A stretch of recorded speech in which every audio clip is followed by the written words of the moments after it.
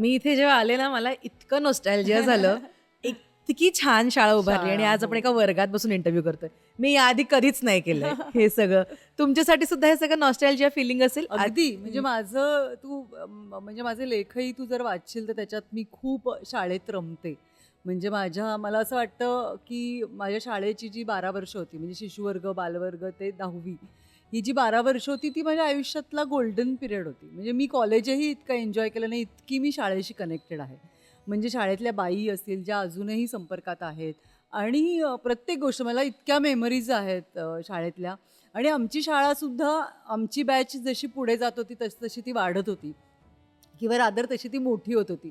त्यामुळे शाळेबरोबरचं अगदीच नातं खूप गोड आहे. त्या मेमरीज इथे आल्यावर डेफिनेटली येतातच. मी जेव्हा हा पहिले प्रोमो बघितला होता ना मॅम मालिकेचा, मला ते इतका स्वीट वाटलं होतं. म्हटलं हे किती गोड आहे. त्याच्यानंतर तो सेफ्टी पिनवाला प्रोमो आला. म्हटलं इतका तो एकतर छान बनलाय आणि जो मेसेज द्यायचा आहे ना तो ऍप्ट जातो आणि तो त्यांच्या प्रत्येक बोलण्यातनं. स्त्रीला कनेक्ट कनेक्ट होणार आहे, आहे. कारण आपण करतच असतो. म्हणजे काय म्हणू, जाणून बुजून नाही, पण अनवधानाने आपल्या हातातून त्या गोष्टी सगळ्या घडतच असतात. आणि आपण आपल्या कुटुंबासाठी, आपल्या आजूबाजूच्या माणसांसाठी आपण सतत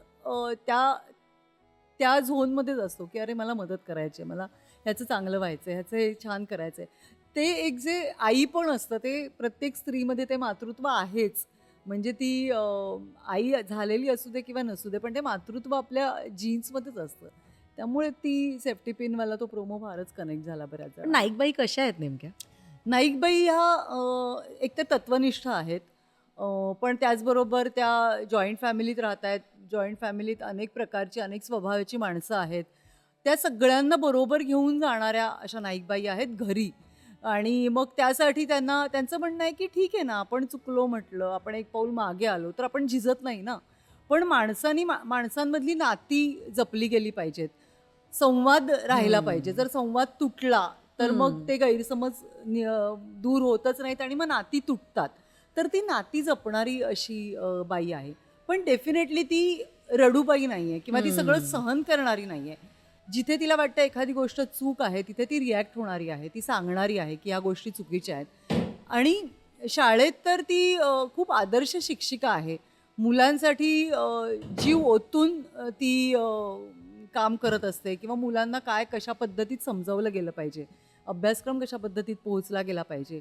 आणि आजूबाजूच्या शिक्षकांबरोबर राहताना सुद्धा तिचा पॉईंट ऑफ व्ह्यू असतो की मला माझं काम महत्त्वाचं आहे आणि ते मी कुठल्याही पद्धतीत करणारच. म्हणजे कितीही काही झालं तरी शिस्त आणि काय म्हणूया की ते तत्व ही जी आहे याची सांगड घालून चालणारी ती बाई आहे. आणि तुमच्या आयुष्यात सुद्धा डिसिप्लिन, शिस्तीला खूप महत्वाचं आहे. मला असं वाटतं की आपण प्रत्येकाने आपल्याला शिस्त लावली पाहिजे.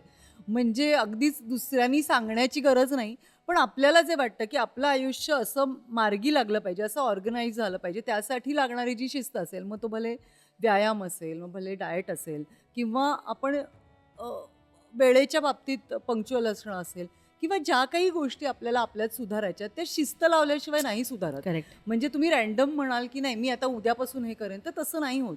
ती एक शिस्त आपल्या आयुष्याला लागलीच गेली पाहिजे आणि ती मनावर घेतली तरच होतं. ती दुसऱ्याने सांगून नाही होत. म्हणजे मी तुला किती सांगितलं की अरे तू 5 वाजता उठलं पाहिजे, पण ते जोपर्यंत तुला स्वतःला वाटत नाही तोपर्यंत ते होत नाही. पण एक गोष्ट जी मी बातमी वाचली या मालिकेबद्दलची, जी ती मला कळली, ती म्हणजे सायकल चालवणं हा टास्क आहे, होता या मालिकेसाठी, अजूनही आहे. हो, मला येतच नाही सायकल. जिम मधली सायकल सोपी आहे ना आपल्यासाठी? जिम मध्ये काहीच नसतं करायचं, पण ऍक्च्युअल सायकल मला येतच नाही, अजूनही नाही येत. हा, म्हणजे मी चालवते पण मी तर ट्रॅफिकमध्ये नाही चालवता येणार मला, किंवा चढताना मला कोणीतरी धरायला लागतं. चांगला रोड असेल, कोणी मध्ये नसेल तर मी बॅलन्स करू शकते. मी लहानपणापासून म्हणजे अगदीच 3री-4थीत असल्यापासून मी सायकल शिकण्याचा दर मे महिन्यात प्रयत्न केला आहे, पण ती भीतीच आहे माझ्या मनात. सायकल आणि पोहणं हे मला अजिबात आलेलंच नाही अजूनपर्यंत. मी 4 व्हीलर चालवते, मला 4 व्हीलर नाही, म्हणजे मला 2 व्हीलरची खूप भीती वाटते. मी प्रयत्न पण नाही केला. आता इकडे प्रॅक्टिस करताय सायकल चालवायची? इकडे तसंच होतं, एक जण मला धरतो, बॅलन्स आला की सोडतो, मग मी चालवते. मग परत शेवटच्या टोकाला उतरण्यासाठी कोणीतरी असतो की तू सायकल धरतो, मी उतरते. तर त्या झोनमध्ये तेवढं मॅनेज. पण दाद दिली पाहिजे या प्रयोगाला तुमच्या, की अजूनही ती इच्छा नाहीये. इच्छा आहे, मी चालवणार म्हणजे चालवणार, पण मला येत नाही.